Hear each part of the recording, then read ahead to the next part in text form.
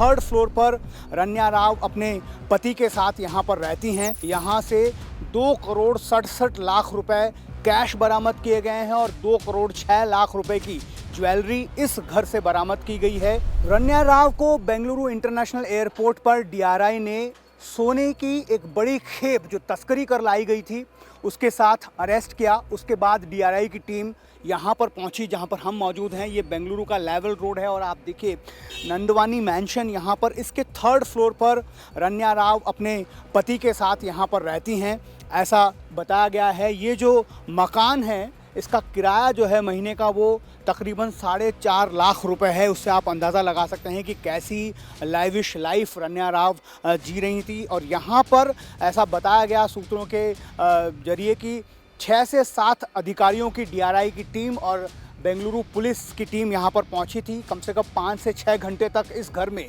Search operation चला। उसके बाद कई सारे दस्तावेज़ यहाँ से बरामद हुए हैं।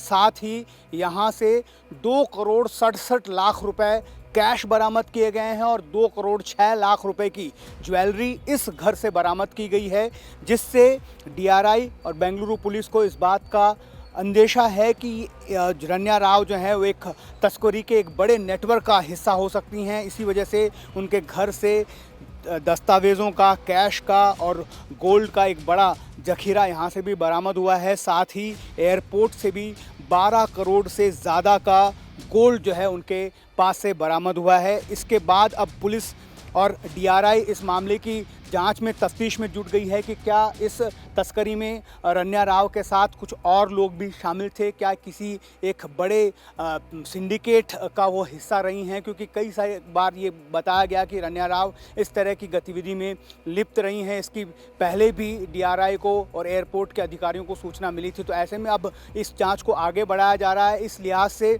कि क्या इस एक बड़े सिंडिकेट का रन्या राव कहीं हिस्सा तो नहीं थी। रन्या राव तक डीआरआई की टीम कैसे पहुंची, इसके पीछे की कहानी भी बहुत दिलचस्प है।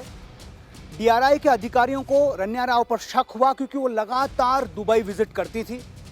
ऐसा हमें बताया गया कि पिछले कुछ दिनों के दौरान 15 बार वो दुबई जाकर आई थी, जिसके बाद डीआरआई के लोगों को, वहाँ पर जो मौजूद अधिकारी हैं बेंगलुरु इंटरनेशनल एयरपोर्ट पर, उन्हें शक हो गया कि क्यों ये बार बार वहाँ पर विजिट कर रही हैं। उसके बाद उन पर नज़र रखी जाने लगी। चूँकि रन्या राव कर्नाटका में पुलिस के एक सबसे बड़े अधिकारी की स्टेप डॉटर हैं, इसीलिए हमेशा से जब भी वो एयरपोर्ट पर पहुंचती थी, बेंगलुरु एयरपोर्ट पुलिस स्टेशन का एक कांस्टेबल उन्हें एस्कॉर्ट करता था और बिना किसी तलाशी के वो आसानी से बाहर निकल जाती थी। यही एक बड़ी वजह है कि ऐसा शक जताया जा रहा है कि हो सकता है कि अपने पिछले विजिट में भी वो इस तरह से गोल्ड की तस्करी कर लाई होंगी। और चूंकि वो एस्कॉर्ट उनको मिल जाता था, उनकी किसी भी तरह से तलाशी नहीं होती थी, तो बड़े आराम से तस्करी किए हुए सोने को लेकर एयरपोर्ट से सुरक्षित बाहर निकल जाती थी। लेकिन अब जब शक हो गया तो डीआरआई ने उनके इस मूवमेंट पर नज़र रखी। 3 मार्च को जब वो एमिरेट्स की फ़्लाइट से दुबई से बेंगलुरु पहुंची थी, तब भी बेंगलुरु एयरपोर्ट पुलिस स्टेशन से एक हेड कांस्टेबल उन्हें एस्कॉर्ट करने के लिए वहां पर पहुंचे थे। लेकिन इस बार डीआरआई के अधिकारियों ने उन्हें रोक दिया और जब तलाशी ली गई तो पता चला कि उन्होंने अपने लिबासों के अंदर तकरीबन 12 करोड़ से ज़्यादा का गोल्ड बार जो है वो छिपा कर रखा था। इसके बाद वहां पर एक्शन लिया गया और तुरंत जो है रन्या राव को हिरासत में लिया गया।